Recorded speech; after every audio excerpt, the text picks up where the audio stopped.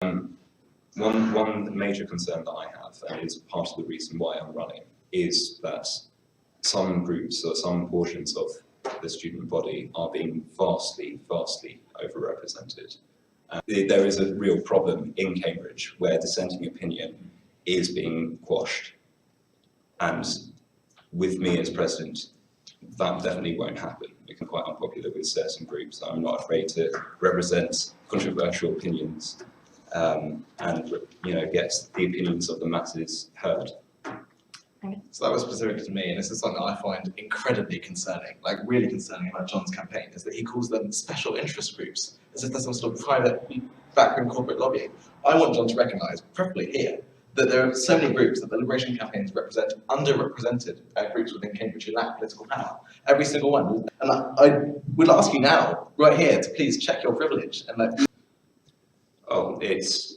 I can't deny, I do have a magnificent privilege. I'm here in Cambridge, but we cannot deny that these groups, these campaigns, do hold a lot of sway in CUSU, but they can't hold too much power, or else they are basically just controlling all of CUSU. Obviously, I can sort of see where this debate is going, but I think we've got to be very careful about saying what we mean by holding too much power in CUSU. I think this is just simply a matter of perception, but I don't think it's right to say that they are being overrepresented because fundamentally the reason why these campaigns exist is because they are underrepresented. Freedom of speech is incredibly important to civilized society. I think that because there is controversy among students, and I wouldn't say that one camp is a clear majority, we should, CUSU doesn't need to take a side, but it could just stay neutral and focus on the issues where it knows what students want, and leave it to the union and other societies to decide whether they want to no platform or not. yeah, I would echo that last sentence by Cornelius, and actually ask why John is running on sort of strong policy of no platforming, so it's not relevant. CUSU doesn't hold host speakers, that's a matter for individual societies. I mean, at risk of repeating what's been said, I don't really see why this is an issue at this election. As CUSU president, you have absolutely no power in who gets invited to what event and who kicks up a fuss about it.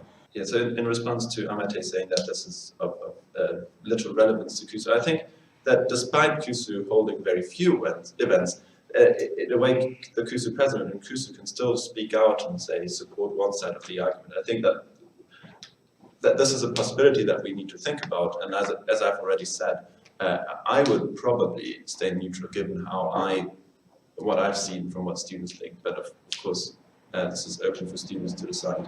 So what I'm proposing is that if a speaker is no platformed and they are relevant to current discussion, like you wouldn't be surprised if you saw them on BBC One, for example, then CUSU could hold an alternate clone event of the original format in a different venue.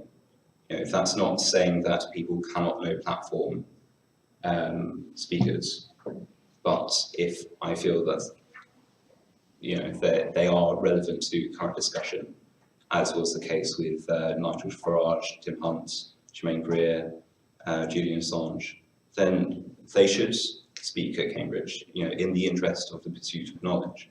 To just present a policy which is merely provocative is quite dangerous, and I think it, especially given some of the feelings around it, just to host someone simply because other people don't want them to speak, I think is a very dangerous policy to have.